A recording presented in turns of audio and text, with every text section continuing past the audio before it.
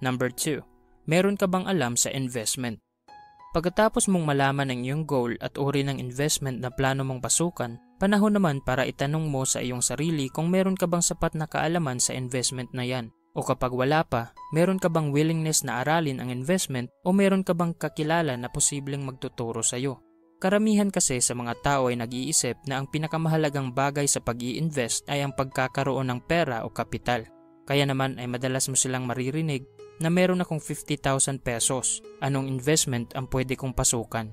Pero ang hindi nila alam, ang pagkakaroon ng kapital ay starting point pa lamang sa proseso ng pag-i-invest. At ang purpose ng kapital ay para mabigyan ka ng access na pasukin at simulan yung investment.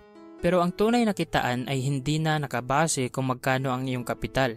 Sa halip, ito ay nakabase sa iyong strategy at kaalaman sa investment. Pwedeng mag-invest sina Investor A at Investor B sa parehong investment at sa parehong halaga. Pero napakalaki ng chance na magkaiba ang return ng kanilang pera dahil magkaiba sila ng kaalaman at strategy na ginamit.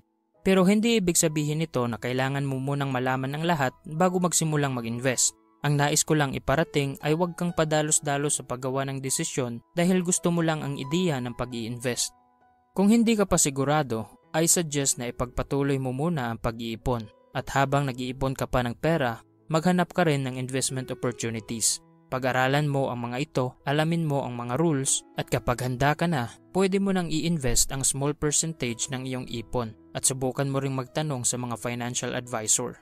Palagi mong tandaan na ang pag-i-invest ay isang plano, at ang taong merong magandang plano ay ang taong palaging kumikita ng malaki at nananalo sa laro ng investing.